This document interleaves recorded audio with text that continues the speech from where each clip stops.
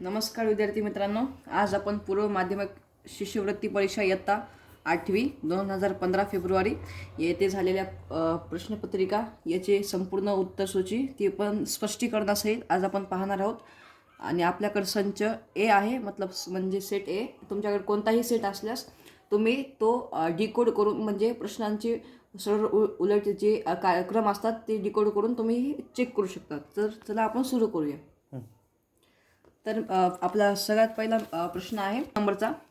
Find the difference between the compound interest and the simple interest for 2 years on ₹10,000 at the rate of 12%. म्हणजे ह्या प्रश्नात आपल्याला असं सांगितलेलं आहे की 10,000 प्रिन्सिपलवर 2 वर्ष व 12% इंटरेस्टवर कंपाऊंड इंटरेस्ट आणि सिम्पल इंटरेस्टमध्ये किती फरक असेल. तर या प्रश्नाचं स्पष्टीकरण आपण असं देऊ शकतो. पहिले आपण यांचं सिम्पल इंटरेस्ट काढून घेतलं. सिम्पल इंटरेस्ट आपलं निघालं 2,400 व नंतर आपण याचं कंपाऊंड इंटरेस्ट काढून घेतलं, म्हणजे चक्रवाढ व्याज. हे आपण कंपाऊंड इंटरेस्ट काढून घेतलं आहे बघा 2,544. आता सिम्पल इंटरेस्ट 2,400 आणि कंपाऊंड इंटरेस्ट 2,544. तर आपल्याला याच्यामध्ये यांचा डिफरन्स विचारला आहे. तर यांचा डिफरन्स आपण काढला बघा, येथे 2,544 मायनस 2,400. याचा आन्सर आला आपलं 144. तर आपल्या याच्यातला ऑप्शन 3 करेक्ट केला असेल तर आपलं उत्तर एकदम अचूक आहे. तसंच 27 नंबरचा क्वेश्चन सुद्धा हा कंपाऊंड इंटरेस्टवर आहे. तर आपण या स्पष्टीकरणामध्ये त्याचा फॉर्म्युला दिलेला आहे. तर तो फॉर्म्युला लावून तुम्ही हा क्वेश्चन सुद्धा डिकोड करून याचा आन्सर काढू शकता. व याचा आन्सर ऑप्शन नंबर 1 आहे, 3,975.50 रुपये. तर आता पुढचा आपण क्वेश्चन बघू 28 नंबरचा. जर तुम्हाला मराठीमध्ये प्रश्न पाहिजे असेल तर इकडून बघा, सेमच क्वेश्चन असतात, फक्त इकडे मराठी व इकडे इंग्रजी. आपण स्पष्टीकरण मराठीमध्येच देत आहोत, फक्त क्वेश्चन इंग्लिशमध्ये वाचत आहोत. If 400 litres milk containing 11% fat, म्हणजे 400 लिटर दुधामध्ये 11% फॅट आहे, and with 600 litre milk content 8% fat, आणि 600 लिटर दुधामध्ये 8% फॅट आहे. What will be the percentage of fat in the mixture, म्हणजे यामध्ये फॅटचं पर्सेंट काय आहे या पूर्ण दुधामध्ये. आपल्याला याचे 2 करेक्ट ऑप्शन चूज करायचे आहेत. तर चला आपण याचा आन्सर स्पष्टीकरण असंही बघू. तर पहिले आपल्याला 400 लिटर दुधामध्ये 11% फॅट सांगितलं होतं. तर आपण 400 रुपयाचे 11% काढले, म्हणजे 44. म्हणजे 44 ह्याच्यामध्ये फॅट आहे, आणि 600चे 8% म्हणजे 48. आता याच्यामध्ये पर्सेंट विचारलं आहे. आता पहिल्या 400मध्ये 44 व नंतरच्या 600मध्ये 48, म्हणजे 44 अधिक 48 म्हणजे 92. आणि 400 अधिक 600 = 1000. आणि पर्सेंटेज काढण्यासाठी आपल्याला मल्टिप्लाय बाय 100 करायला लागतो. त्याच्यामुळे हे 2 शून्य कॅन्सल, हे 2 शून्य कॅन्सल, आणि 92/10 म्हणजे 9.2. 9.2लाच आपण 46/5 सुद्धा लिहू शकतो. म्हणजेच option number 2 and 3 are correct. जर तुम्ही ऑप्शन नंबर 2 and 3 केला असेल तर तुमचा आन्सर अचूक आहे. 29 वाला क्वेश्चन बघा तुम्ही. इफ a² + b² = 325 आणि a + b = 23 आणि ab आपल्याला दिले 102 आणि आपल्याला फाइंड आउट करायचे a - b. आता हा क्वेश्चन सिम्पली आपल्या आयडेंटिटीवर बेस्ड क्वेश्चन होता. तर चला आपण हा सॉल्व्ह करूया. पहिले आपण दिलेली गिवन व्हॅल्यू इथे लिहिलेली आहे बघा. a² + b² 325, a + b 23 आणि ab = 102. आता आपण इथं सिम्पली आपली आयडेंटिटी यूज करणार. a + b चा होल स्क्वेअर आपल्याला माहीत आहे, a² + b² + 2ab. तर आपण ह्याच्यामध्ये आता आपण ह्याची व्हॅल्यू आपण ह्याच्यामध्ये आता पुट करूया. आता आपल्याला a² + b² दिलेला आहे बघा. a + b² formula a² + b². आपल्याला a² + b² दिलेला आहे 325 आणि a + b दिलेला आहे आपल्याकडं. a + b आपल्याला दिलं आहे 23. तर 23चा स्क्वेअर = 325 + 2 आणि ab आपल्याला दिलं आहे 102. आता 2ab म्हणून 2 इथं, म्हणजेच 529, म्हणजे 23चा स्क्वेअर 529 आणि 325 + 204. आता आपण a - b चा होल स्क्वेअरची आयडेंटिटी यूज करू शकतो, जी की a² + b² - 2ab आहे. तर आपण याच्यामध्ये आपल्या जी व्हॅल्यू पुट केल्यावर आपल्याला हे आपण आन्सर सॉल्व्ह केलं तर √121 म्हणजेच a - b = 11 येतं. म्हणजेच ऑप्शन नंबर 4 जे आहे हे आपलं अचूक उत्तर आहे. आता आपण 30 नंबरचा क्वेश्चन बघूया. A shopkeeper purchase 100 articles for ₹50. एका शॉपकीपरने 100 आर्टिकल्स हे 50 रुपये प्रतिमध्ये, म्हणजे एक आर्टिकल 50 रुपयाला घेतले. 2 ऑफ देम वेअर डॅमेज, म्हणजे 100 पैकी 2 जे आर्टिकल्स आहेत ते डॅमेज होते, म्हणजे आपल्याकडे उरले आता 98. ही sold the remaining articles at the rate of 60 rupees each. म्हणजे हे जे 98 आहेत ह्याला त्यांनी प्रत्येकी 60 रुपये यांनी विकले. What was the percentage of profit or loss in the transaction. तर चला आपण याचं स्पष्टीकरण बघूया. तर हे बघा 30 नंबरचं.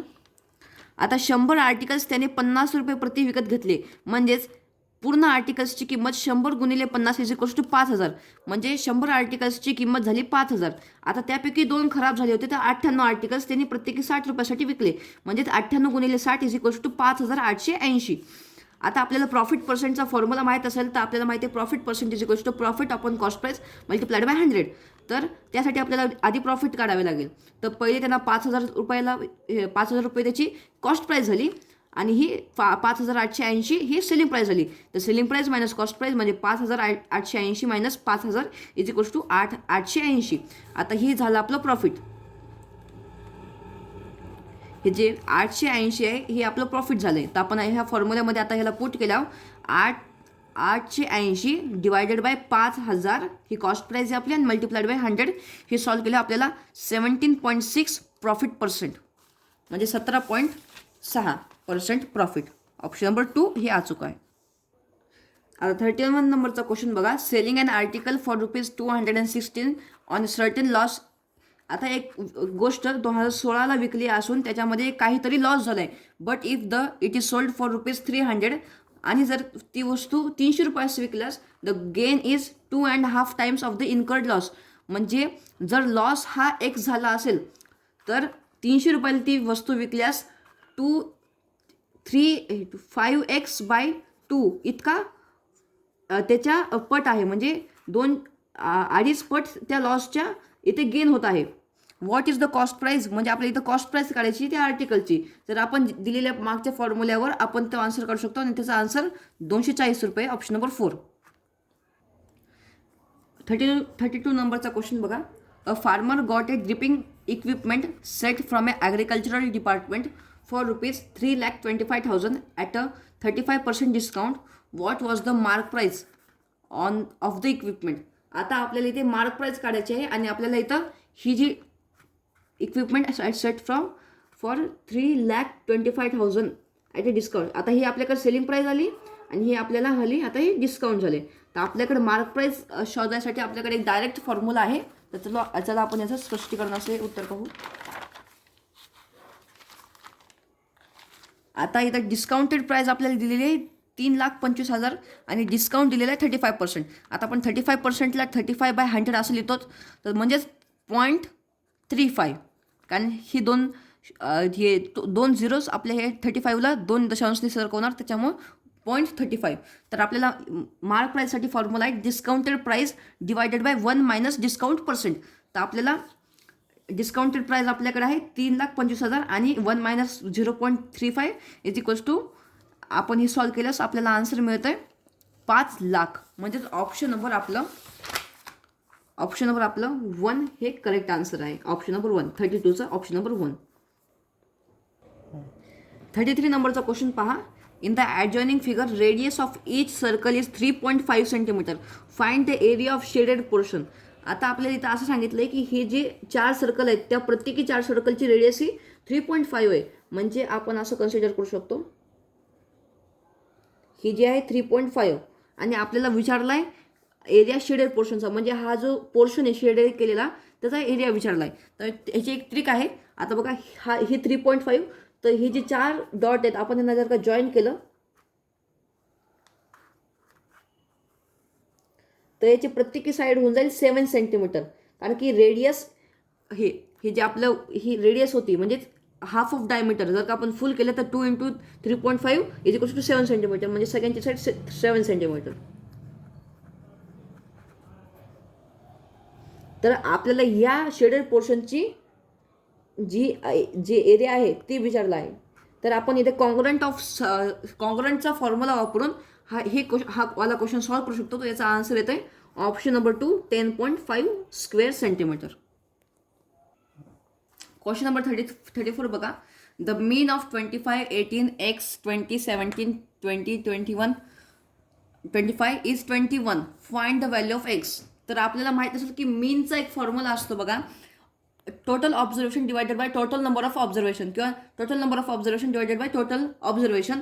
तर आपण तसाच इथं फॉर्म्युला वापरणार आहे, म्हणजे या सर्व संख्यांची बेरीज आणि divided by 1 2 3 4 5 6 7 8 9 divided by 9 is equals to 21. हा आपण असे 8, इथं ही पूर्ण संख्या 8 आहेत, तर आपण 8ने हे करणार आहोत. इकडे बघा, तुम्हाला स्पष्टीकरण असं सांगतो. इथं आपण टोटल नंबर ऑफ ऑब्झर्वेशनची ॲडिशन करत आहोत आणि इथं टोटल ऑब्झर्वेशन हे 8 आहेत. 8, तर आपण यांची ॲडिशन केली तर 146 plus x is equals to 168, कारण की आपण हा जो 8 आहे तो इकडे नेला व हा 8 इकडे मल्टिप्लिकेशनमध्ये गेला. तर इथं 21 multiply by 8 is equals to 168 आणि एक्स इज इक्वल्स टू 146 इकडे गेल्या सबट्रॅक्शनमध्ये, त्याच्यामुळे एक्सची व्हॅल्यू 22. तर ऑप्शन नंबर आपला 4 हे राईट असणार आहे.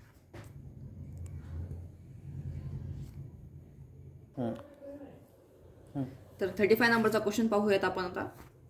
Which term should be added to 49x² plus 1/49x² to make the expression a complete square. Choose 2 correct alternatives. तर हा क्वेश्चन सिम्पली आला हो, तुम्हाला हा क्वेश्चन सेकंड्समध्ये सॉल्व्ह होऊ शकतो. फक्त तुम्हाला एक गोष्ट लक्षात ठेवायची आहे, जसा हा क्वेश्चन आला तसं तुम्हाला याला 2ab फॉर्ममध्ये लिहायचा प्रयत्न करायचा आहे. तर पहा कसं आता इथं बघा, 49x² प्लस 1/49x².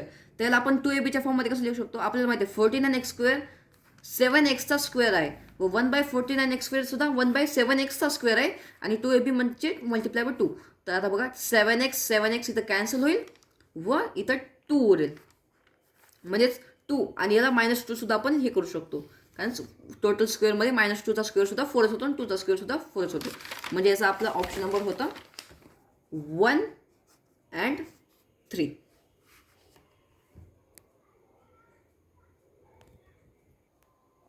तर आता याची डायरेक्शन फॉर क्वेश्चन नंबर 36 आणि 37, म्हणजे या 36 आणि 37 क्वेश्चनसाठी आपल्याला इथं डायरेक्शन्स काय दिलेत, म्हणजे आपल्याला माहिती दिलेली आहे. The following pie diagram represents numbers of fruit plants planted by a farmer. Observe the figure and select the correct alternatives to answer the question. म्हणजे आपल्याला या डायग्रामॅटिक रिप्रेझेंटेशनवरून आपल्याला यांची 36 आणि 37 यांचा आन्सर काढायचा आहे. तर आपण याचं तुम्ही ह्या डायग्रामचं निरीक्षण करून यावरून माहिती कलेक्ट करून याचा आन्सर काढू शकता. तर याचं आन्सर सिम्पली आहेत. तर आपलं 36 नंबरचं आन्सर आहे आपलं ऑप्शन नंबर 1 1120 आणि 37 नंबरचं आहे 504. तर तुम्ही हे सॉल्व्ह करू शकता.